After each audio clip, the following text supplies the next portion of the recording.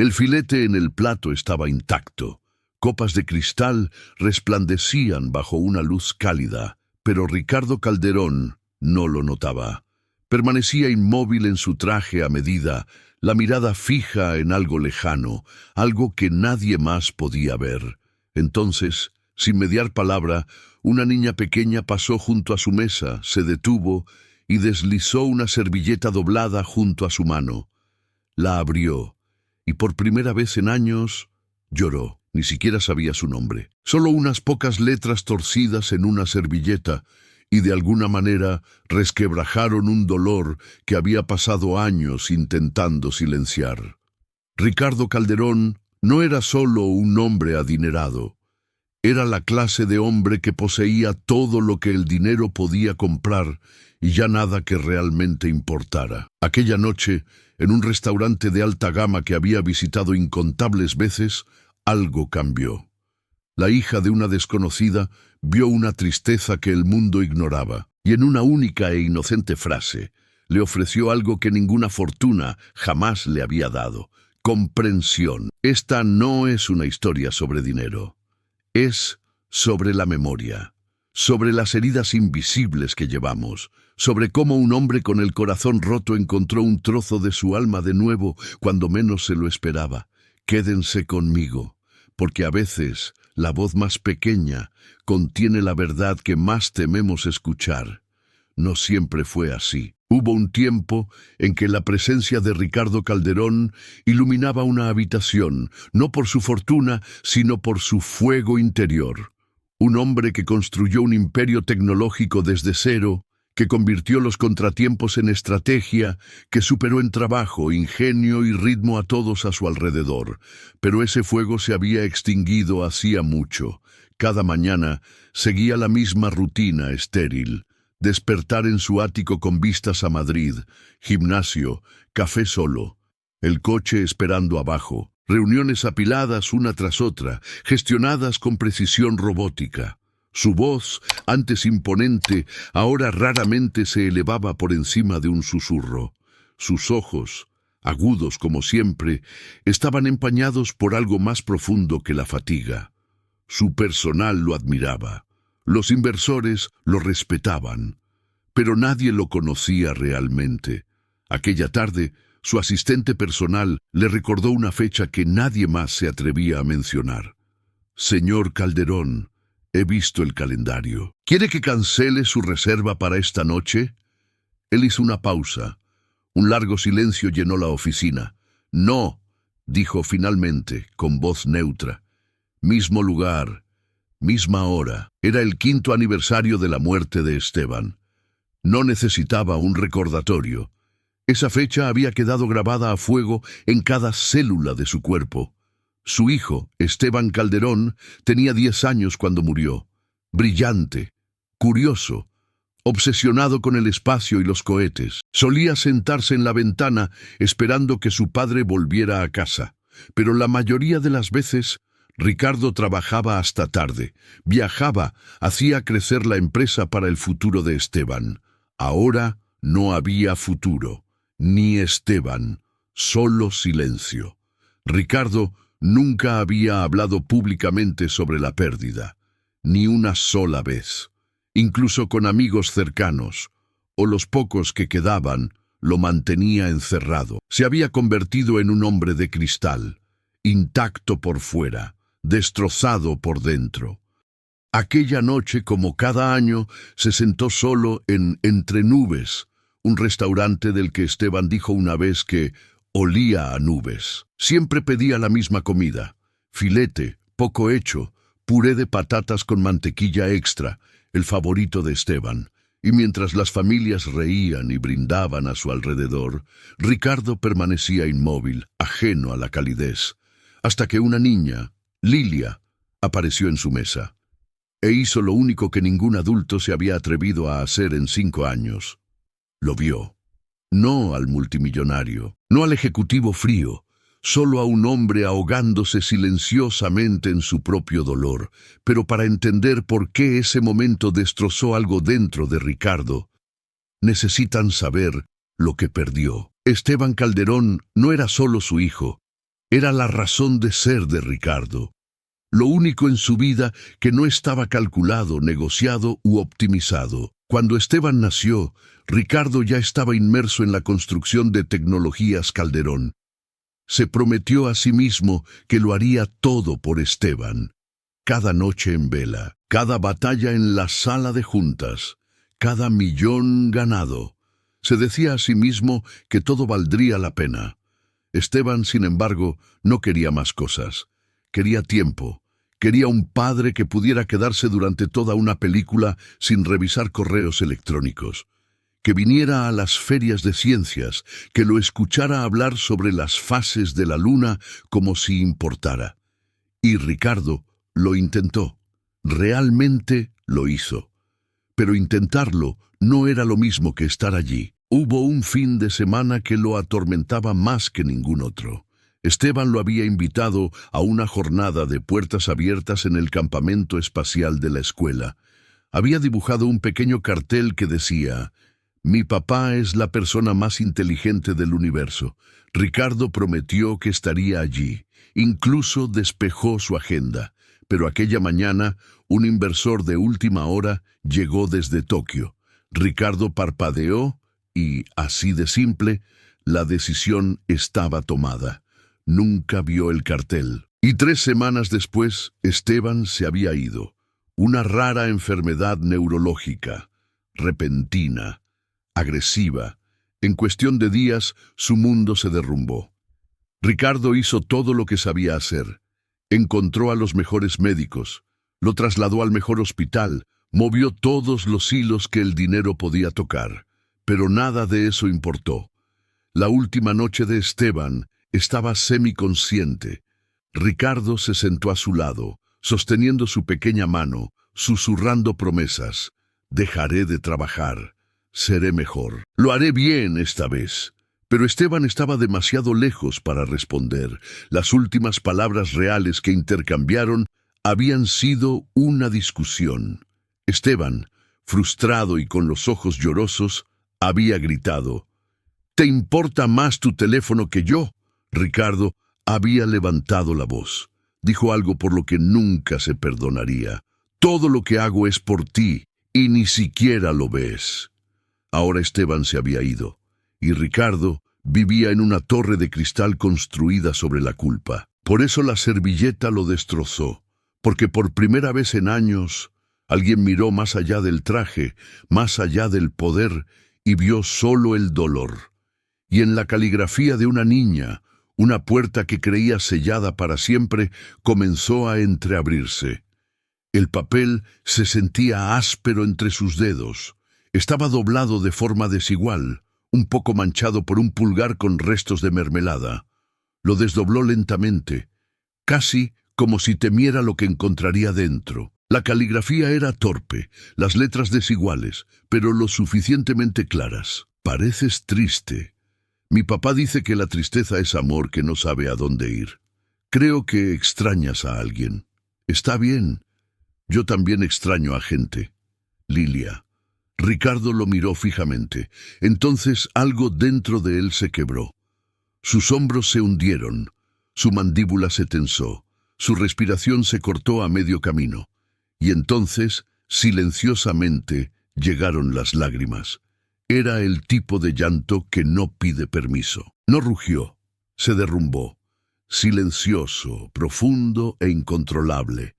Años de silencio y contención rompiéndose con una frase escrita con un crayón.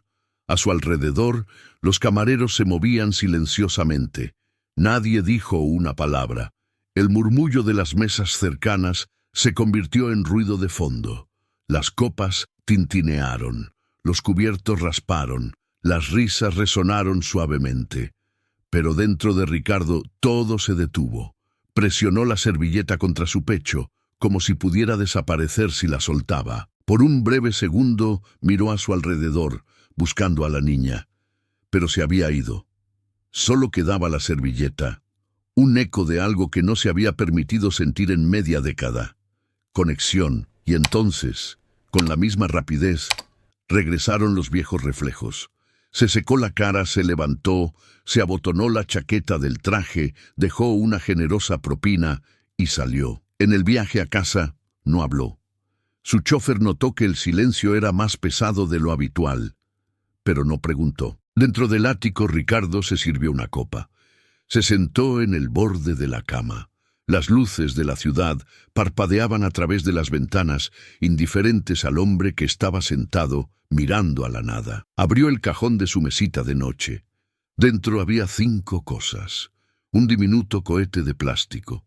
Un dibujo de Saturno con una figura de palo etiquetada «Yo y papá». Una entrada de cine de Interestelar, una pulsera de hospital. Y el panegírico que nunca pronunció. Sacó el dibujo y colocó la servilleta a su lado.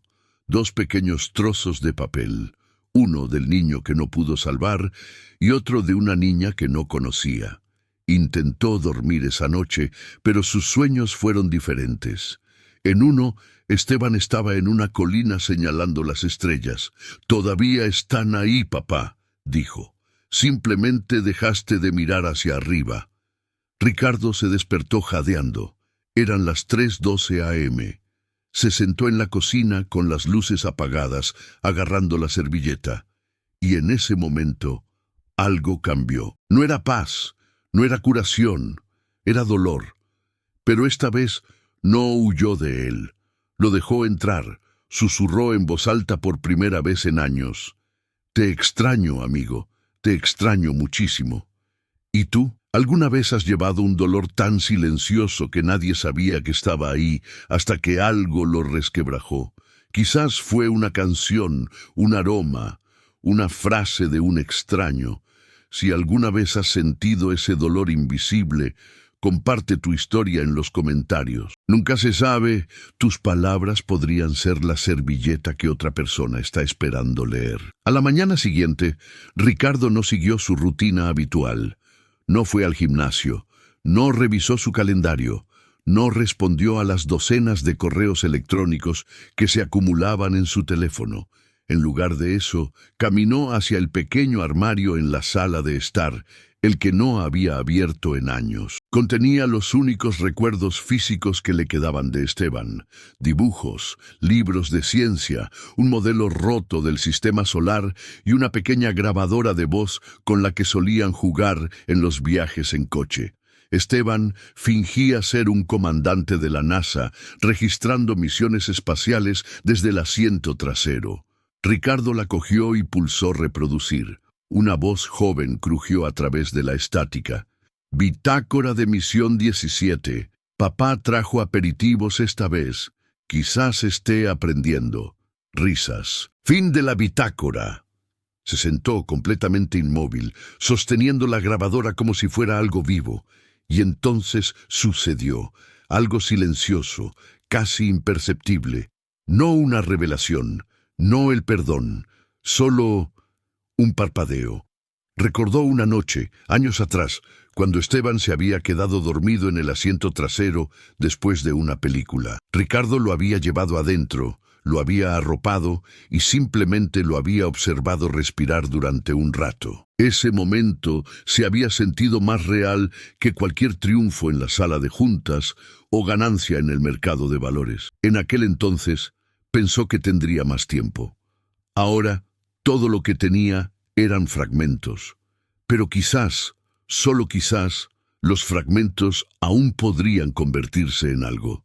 Ese pensamiento no se le habría cruzado por la mente antes de Lilia, antes de esa servilleta, antes de que alguien le recordara que la tristeza es amor, que no sabe a dónde ir. Quizás era hora de darle a su amor un lugar a donde ir. El pensamiento persistió. Aquella tarde, Ricardo hizo algo que no había hecho desde la muerte de Esteban. Regresó a la antigua escuela de su hijo. La recepcionista no lo reconoció al principio, pero cuando dijo su nombre, sus ojos se suavizaron. «Usted es el padre de Esteban», dijo, casi en un susurro. Él era especial. Lo llevó a ver a la maestra Clara, la profesora de 3er grado de Esteban. La habitación no había cambiado mucho. Los mismos carteles del alfabeto, el mismo globo terráqueo descolorido. pero para Ricardo se sentía como otra vida. Se sentaron uno frente al otro. Durante un largo momento, ninguno de los dos habló. «Nunca vine a las reuniones de padres y maestros», dijo finalmente. «Siempre decía que estaba demasiado ocupado». La maestra Clara asintió suavemente. «Él siempre decía que usted estaba construyendo cohetes, que estaba ocupado ayudando al mundo». Eso golpeó más fuerte que cualquier otra cosa. Esteban nunca había dejado de defenderlo, incluso cuando no se lo merecía. Ella buscó en un cajón y le entregó un trozo de papel arrugado. «Hizo esto durante la clase un día. Lo guardé por alguna razón.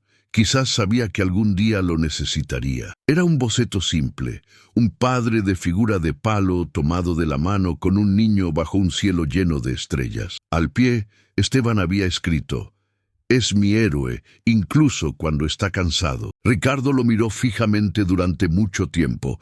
Entonces algo en él se abrió. No del todo, pero lo suficiente.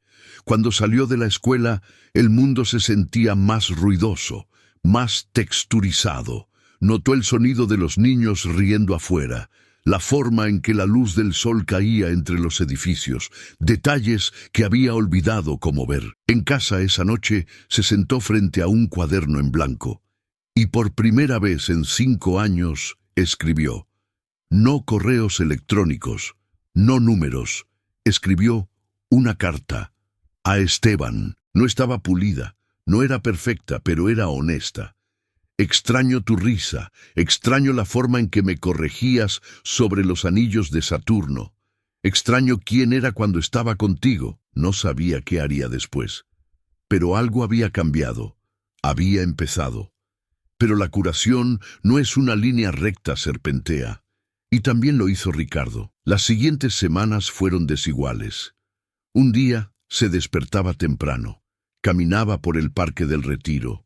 Notaba el canto de los pájaros. Otro día cerraba las cortinas, ignoraba el mundo y sentía que se ahogaba de nuevo. Una mañana, durante una reunión de la junta directiva, alguien propuso un nuevo proyecto, una IA sanitaria para diagnósticos pediátricos. Normalmente, Ricardo habría evaluado las cifras, interrogado al equipo, presionado por la eficiencia. Esta vez, simplemente se quedó allí sentado, distante, silencioso. Finalmente, se levantó a mitad de la reunión. «Necesito tomarme un tiempo», dijo simplemente. Con efecto inmediato, hubo silencio, miradas confusas. Algunas personas pensaron que era un colapso, pero no lo era. Era una liberación. No tenía un plan, solo una servilleta doblada en su cartera y una pregunta resonando en su interior. ¿Y si pudiera ayudar a un niño como Esteban? Esa pregunta lo llevó a oficinas de fundaciones, hospitales infantiles, centros de investigación. No estaba tratando de arreglar su dolor, solo quería darle un propósito. Pero el pasado no se va fácilmente. Una noche regresó a Entre Nubes, el restaurante, esperando absurdamente volver a ver a la niña. Se sentó en la misma mesa. Pidió el mismo plato. Llegó tan intacto como siempre. Ella no vino, ni servilleta, ni milagro. Y por un momento Ricardo se sintió tonto, desesperado, como si hubiera inventado todo esto solo para sentir algo de nuevo. El camarero se acercó con la cuenta y Ricardo negó con la cabeza. «Todavía no», dijo en voz baja. Se quedó otra hora, observando a las familias, escuchando, respirando, y entonces sonrió, porque se dio cuenta de algo. No se trataba de volver a ver a Lilia, se trataba de lo que ella había dejado atrás.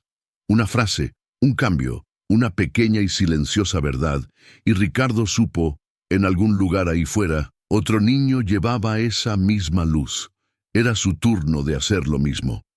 3 meses después, Ricardo estaba de pie frente a una modesta multitud en la inauguración de la Fundación Esteban Calderón. No había planeado hablar, pero cuando llegó el momento, se acercó al micrófono con algo doblado en la mano. Una servilleta, desgastada por el tiempo, aún legible. Miró a la audiencia. médicos, padres, voluntarios, algunos periodistas confundidos, y respiró hondo.